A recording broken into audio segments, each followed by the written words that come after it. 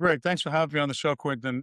Yes, boring is better. Having been in this business a very long time, over 30 years, having been, first starting, my background as a CPA, looking at the numbers, and then being working for owners and lenders, and helping people capitalize deals and working on the asset management.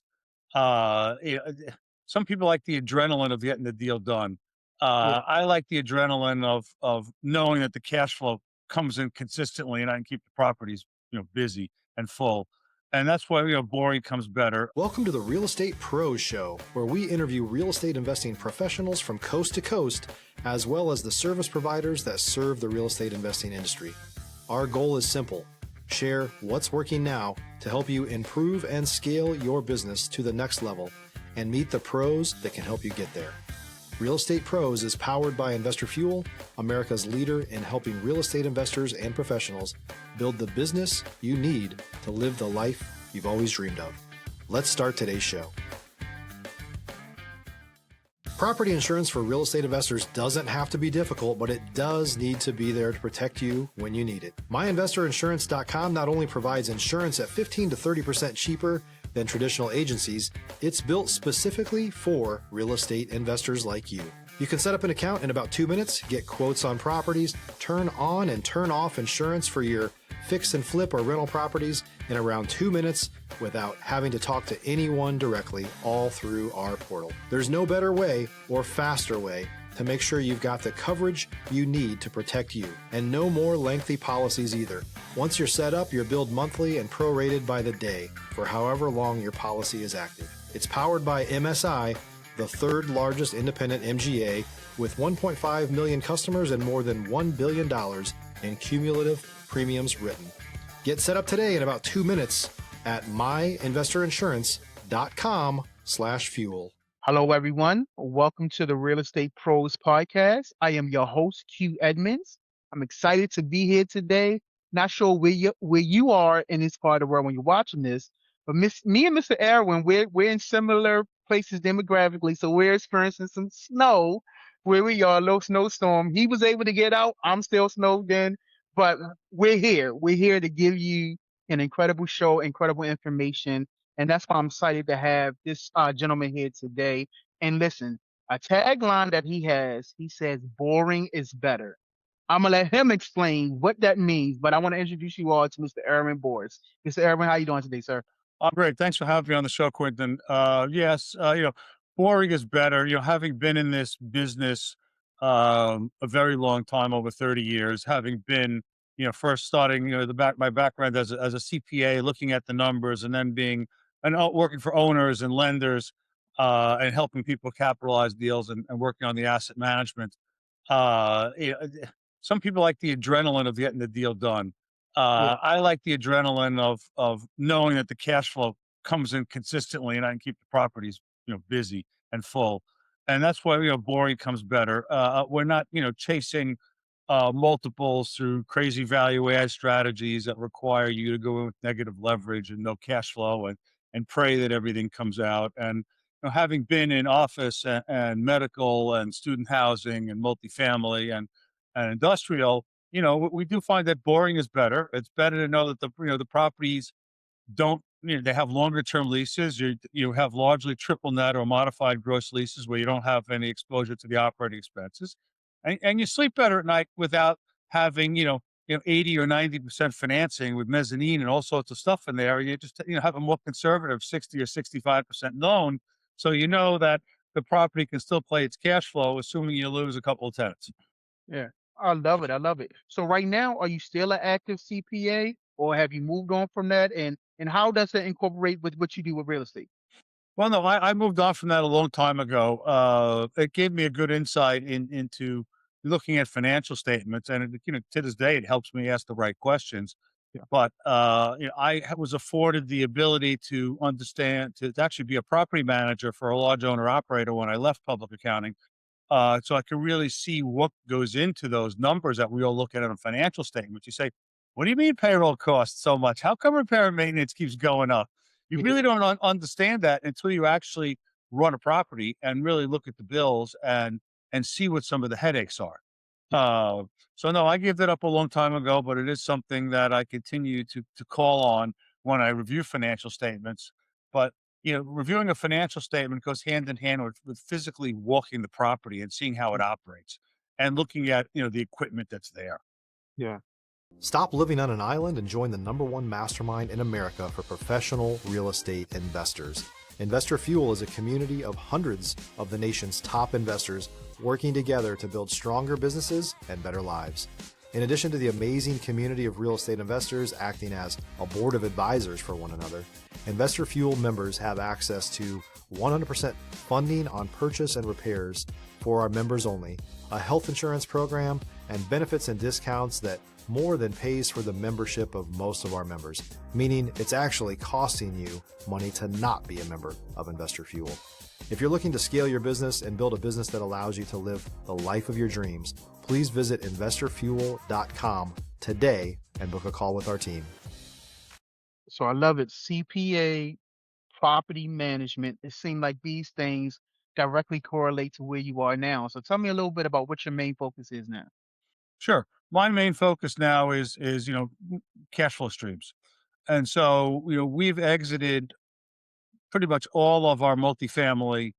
We have a little bit of office exposure, a little bit of hotel, but it's largely, shallow bay industrial and traditional industrial with some manufacturing and research and development properties.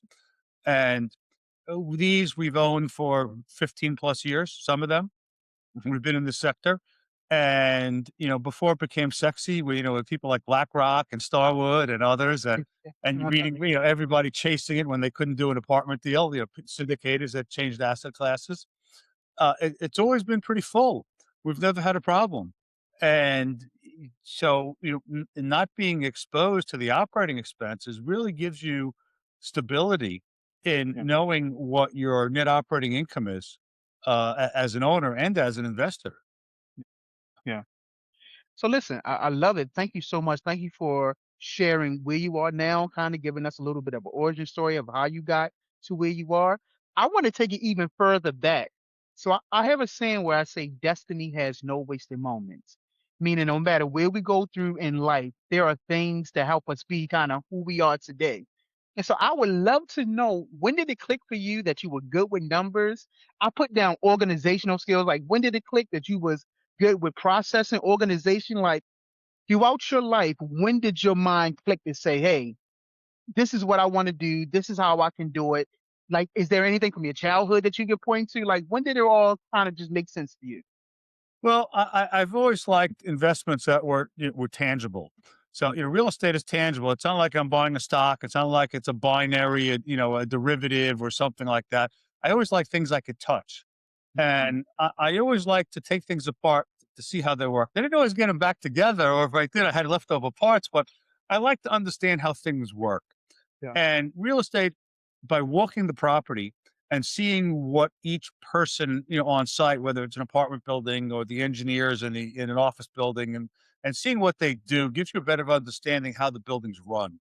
yeah, And now that I work on helping people make investments, it's walking around with the financial statement and seeing what goes on in the building so you can tie the two together. And one of my early jobs when I left public accounting, I worked as a banker for a savings bank.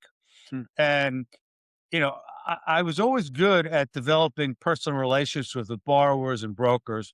And so even though my job was an originator, was a loan officer, they thought that the best use of my time was more on the business development side. mm, And so I could always touch a deal and sort of smell that it made sense. I'll admit that I wasn't always the best at putting the numbers in the boxes the way, a bank wanted them. So they gave me help to do that.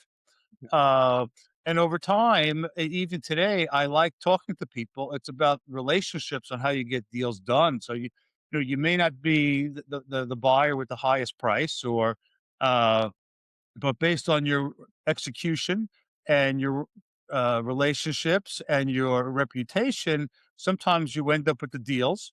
And sometimes the deals come back to you first. Oh, we should have given you the deal, even though you were 10% lower, because we know you close. yeah, And even today, when I work with investors, I like to do the investor relations because when you call me with a question as an investor, you don't want to say, here, let me check and get back to you. You want to know that it's somebody who's involved in the deal that knows firsthand and can explain to you real time. Yeah. And so I find that by the way my team is set up here, everybody is involved with the deal, asset management, property management, as well as ownership and other principals and the origination side. We're all involved with the deal. So we all have our input because I've seen so many deals go sideways after the deal is closed and it's handed off to asset management. They have a different vision. Yeah. And so the deal takes on a new life, and investors say, what's going on? And we invested in this deal. This was the business plan. You go in a different direction. Why? And so I find it's better for continuity. It's being boring. It's better. It's better for investor relations to have them understand. And we've had investors that say, "Hey, we're going to be in the neighborhood. We'd like to come meet you." I'm like, "Sure, come on in." So we're very, open book, full disclosure. And I've even had investors question why, our monthly financial statements are 6 megabytes. They're like, Hmm. "What is this you sent me? I've never seen something like this." I said, "Well, being an accountant, it's a financial reporting package. You get an income statement, you get a balance sheet, you get a general ledger, you get accounts receivable, accounts payable, you get a rent roll, you get copies of the bank statements. That's what it is." Yeah. And so it makes a lot, people get really comfortable. Yeah. I look at them, and I say to them, the only thing you really need to look at is the executive summaries. Maybe it's on the first page. It could be a paragraph in the email. We might tell you that we're 100% occupied. There's nobody expiring for 3 years. So, Yeah. that's all you have to worry about. Uh, and even now, it's like I spoiled a lot of investors because a lot of times I'm able to get the quarterly distributions out before the end of the quarter. So the few times that we get busy or there's banking holidays like this year, the way Christmas and New Year's fell midweek and people taking vacations, some of the distributions rolled off until the first week of January. People are like, "What happened? What happened? Tell me the deal's okay, right?" I'm like, "Yeah, I told you that." Sometimes they would not happen until the first week in the next quarter. Yeah. I love it, man. I love the relationship that you have with your investors. And I'm gonna come back to that. I want to ask you this though. What is the next real goal of your business? What are you looking to solve and scale next? If you're looking for consistent, high quality leads, look no further than Investor Machine. Investor Machine isn't just another agency, it's the most sophisticated, data driven lead generation company on the planet for real estate investors, and serves the role of being not just a lead generator for your business, but a marketing partner that is helping you achieve your goals along the way. Go to investormachine.com to learn more and schedule a call with our team today.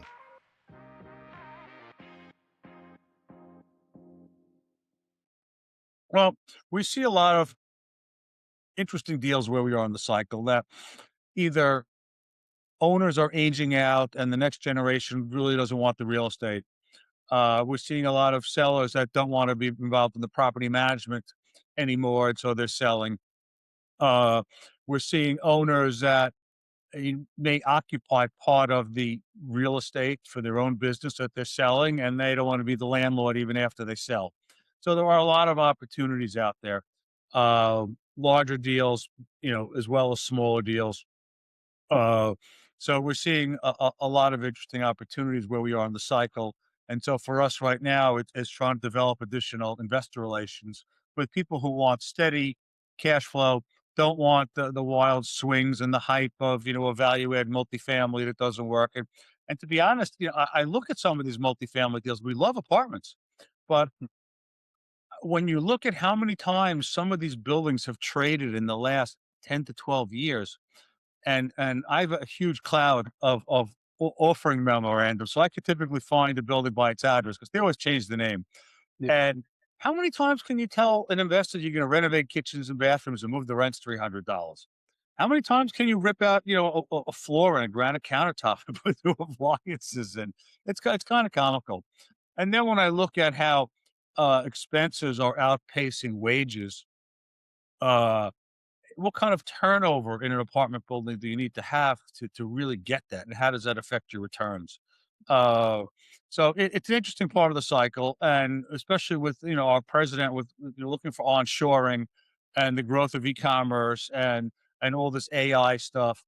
So we see a lot of interesting opportunities where we think that if we can buy buildings that have existing power of 15 megawatts or more, which may not be enough for a true data center, but they're more than enough for what they call enterprise or cloud service. So if the existing manufacturing tenant went out and I have that power feed, either sometimes someone down the road that's building a data center might pay me to give up that feed, which case it becomes a regular warehouse and not manufacturing, and it might be worth more than I paid for the building. Yeah. So I like to have multiple options on my exit. So right now, power is a concern. It's not my reason for buying the building, but it's sort of like, it helps my downside if I go to retenant down the road. So we're looking at things a little bit differently. And I've also learned over the years of doing shallow bay and industrial that unlike multifamily, where you might focus largely on comparable rents at, or sales per unit or maybe operating expenses per unit. Here, we're really doing deep dives on the tenants and their business and their staff, their employees. And that really gives us a good sense of how sticky they're going to be. Yeah. What's their investment in the property? How long is the average tenure? How long is the average employee's commute? Yeah. Are they trying to hire? And you look at that or what's going on with competitors of theirs or other businesses looking to hire. And that really gives you a good feel for, yeah, they're staying. It's easier for them over, 10 years to absorb, $1.50 or $2 a square foot in rent than it is to move 15 to 20 miles and have to replace a third of their staff because people aren't going to commute the extra distance. So it's an interesting um, change in how most people look at comparables, and I find that it's good for us. And I also seeing that I like to tinker. It gives me a little bit of an insight into a lot of businesses and how they operate and exactly what they do. If you're a new or newer real estate investor looking to launch or grow your real estate investing business, please check out Investor Fuel Club. It's a coaching community, but unlike anything you've ever seen before. And you can actually partner with members of our mastermind from coast to coast on deals right in your market. There's no better opportunity to build a consistent business than to literally partner with pros to help you avoid costly mistakes, avoid the need for capital to do deals, and help you eliminate your fears as you're starting your business. Learn more about Investor Fuel Club at investorfuel.com/club. I love it. So you talked about you made this statement spoiling your investors, right? And so I want to talk a little bit about relationships and relationship building. How do you value building relationships in business? Has this served you well? Like, what is your take on building relationships within business? Well, I think relationships are key. Working with investors, I'm not trying to sell them anything. Mm. I'm just trying to explain to them what we do, understand, pain points or disappointments they might have had in other investments of theirs and other asset classes, trying to help them solve for some future need or for some cash flow growth over time, and really just keep staying in contact with them. I find that building a relationship is sort of like dating. You gotta see if you like the person. Do you like what they're saying? Do you want to have a drink with them? Do you want to have dinner with them? Eventually, if they have an interest, they will call me and they will say, I followed you. I've seen all the deals that you close. I'm on your mailing list. I've looked at some how they've performed. I'm ready. I find that those are the best investors rather than, you see these owners that are all over social media that come up in your whether it's the same ones are on Facebook, they're on Instagram, they're TikTok, Yeah, LinkedIn. yeah, yeah, It's like, oh my God, it's almost like they're trying to subliminally get into your brain that you almost yeah, want to call them up and give them your money. And yeah, there is a psychology to marketing, yeah. and there's also a dark side of the psychology to marketing from what I've studied. And it's like I'd rather not be that guy. that sort of used, undue, influence or trickery or psychological mastery or whatever you want to call it to the Yeah. magician and get you to invest with me. I want you to really want to invest with me. Yeah, yeah. I absolutely love it. I hear you, and I love how you said building relationships is like dating. My wife and I, we say, dating is gathering data. So you're Correct. absolutely right. Like I am dating the people that I'm gonna be in partnership with because I need to gather as much data as possible so that I can make sure that this partnership is exactly what I want it to be. And so, Mr. Irwin, I thank you, man. This has been great. If someone wanted to reach out to you, connect with you, collaborate, learn more about what you're doing, how can they get in contact with you, sir? I'm all over social media and I'm highly searchable. If you put my name into the search bar in Google, you'll find me. And the firms that I'm affiliated with. You can go to LinkedIn. My calendar is there. My cell phone is there. I'm not someone that has to hide, from investors or hide from building relationships. So, if you just want to book a half hour and talk and explore a little bit, by all means, the calendar's there. If there's something you want to use me as a sounding board, by all means, book an appointment. I'll take a look at it. Um, there are a lot of interesting opportunities, and sometimes, if you have something that you're stuck in, maybe I can give you some advice. If I think it's really bad, I'll tell you I wouldn't throw good money after bad. Uh, which, everybody thinks, well, it'll get better. I'll put more money in it. That doesn't always happen. I've been in that situation myself. And sometimes you have to know when, to put your big boy pants on and, and take your losses. It's tough for anybody. And, when I invest, it's my personal money as well as my partners. And I don't like to lose money. It's okay if I don't make any money and I come out whole and I got 8 or 10% a year for, 5 or 7 or whatever years it is and I got the depreciation. That would be a bad investment. If there was no appreciation, I just got cash flow and I got out even. And I'm okay with that if it happens. Um, and so it's about understanding what you're trying to achieve and knowing that there are very few rocket ships. Yeah, yeah. What I love it, Mr. Irwin. Now, listen, man, I want to say first, thank you for your time, because I'm sure, of course, time is valuable. You done went out in the snow to make this happen. So definitely thank you for your time. Thank you for your story. I appreciate that. And definitely thank you for your perspective, the way you think, and bringing that mindset to this platform. Thank you so much for being here today. I appreciate it. My pleasure. Thanks for having me, Q. Absolutely. So listen, y'all heard Mr. Irwin. You got the nuggets. He gave you nuggets after nuggets. So you got that. Look in the show notes, check him out. But definitely make sure you are subscribed here because I promise you, we're going to continue to bring up amazing people just like Mr. Irwin. So, sir, thank you again. It's everyone else. Have a fantastic day. Thanks for joining us for today's Real Estate Pros Show. You can learn more about the amazing benefits of the Investor Fuel Mastermind community, including surrounding yourself with hundreds of other rock stars, 100% financing for your deals, and members-only discounts from vendors you're likely already using that, as a member of Investor Fuel, will save you more than the cost of your membership. Visit investorfuel.com to learn more. If you're interested in joining us as a guest of this show, please visit investorfuel.com/pros to apply. You can also check the show notes for access to free resources, how to get access to world-class lead generation, and much more. Don't forget to subscribe so you never miss another episode. Have a great day. We'll see you on the next show.